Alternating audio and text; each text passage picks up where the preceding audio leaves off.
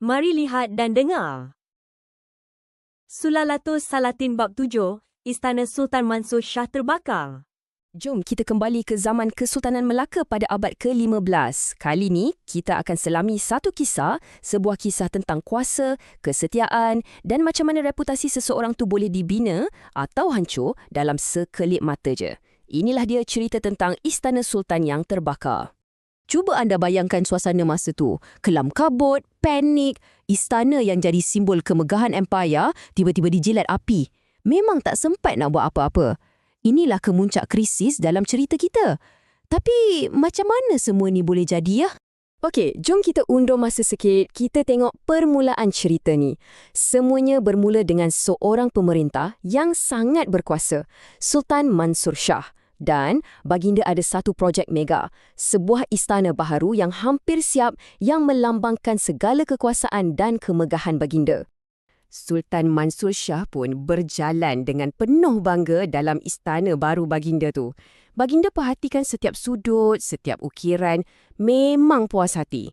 Para pembesar dan dayang-dayang pula semua ikut dari bawah istana je, tanda hormat pada sultan kan? Walaupun baginda nampak gembira, mata tajam sultan terpandang satu benda yang tak kena, satu kecacatan yang sangat kecil. Nampak macam remeh kan? Tapi dari sinilah kita akan nampak satu ujian kesetiaan yang memang luar biasa. Jadi, masa kat bahagian dapur istana atau penanggahan, Sultan ternampak ada sebatang tiang rasuk yang nampak lain sikit. Warnanya putih, saiznya pun kecil. Terus baginda bersuara, bunyinya macam bersahaja je. Mungkin bendahara tergesa-gesa. Satu ayat je, tapi cukup untuk buat satu istana kecoh.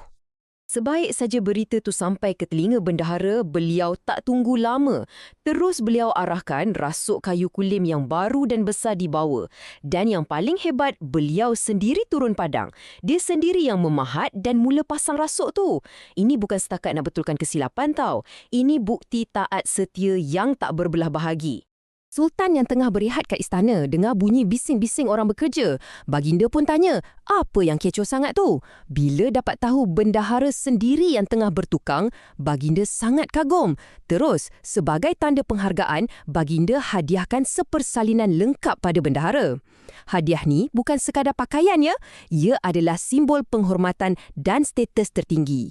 Tapi, kegemilangan istana baru ni tak lama. Tak lama lepas Sultan berpindah masuk, satu malapetaka besar telah melanda. Satu peristiwa yang akan menguji seluruh kerajaan Melaka.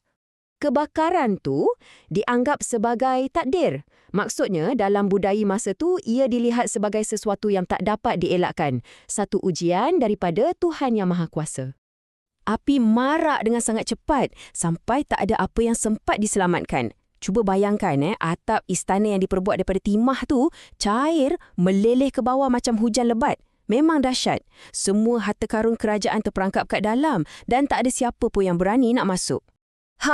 Dalam keadaan huru-hara macam ni lah, watak sebenar para pembesar dan pahlawan akan terserlah. Tindakan mereka masa api tengah marak ni akan menentukan reputasi mereka sampai bila-bila. Dekat sinilah kita nampak macam mana reputasi ditempa dalam sekelip mata. Contohnya Tun Isap. Dia masuk sekali je, lepas tu lebih banyak bercakap besar. Terus dapat gelaran berakah atau si pembual. Tun Mayudin pula kelakar, dia lagi risau bulu roma dia terbakar. Dapatlah gelaran ulat bulu.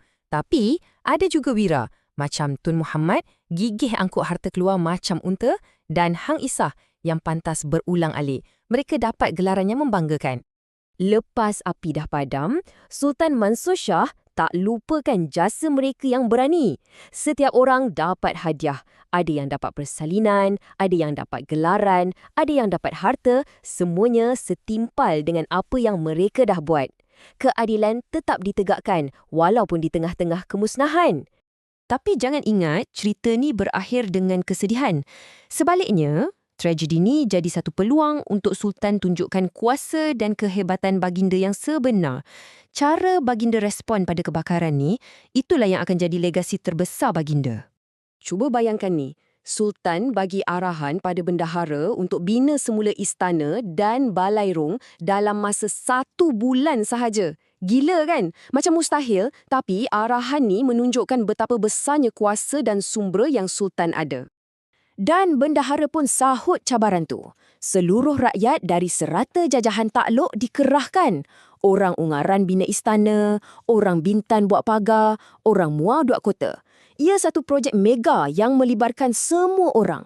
Ini bukti pentadbiran yang cekap dan rakyat yang setia. Dan yang paling menakjubkan, istana yang baru ni bukan biasa-biasa.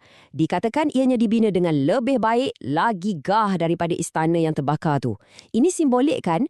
Ia menunjukkan kerajaan Melaka ni bukan saja mampu pulih, tapi mampu bangkit semula dengan lebih kuat.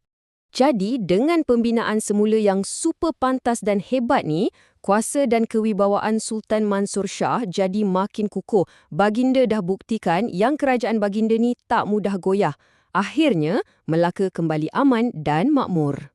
Jadi, apa pengajaran dari semua ni? Kisah ni bukan setakat pasal bangunan yang terbakar dan dibina semula. Ia sebenarnya satu cerminan tentang kepimpinan, tentang kesetiaan dan satu pengajaran penting. Dalam api krisis, di situlah reputasi sebenar seseorang itu ditempa untuk selama-lamanya.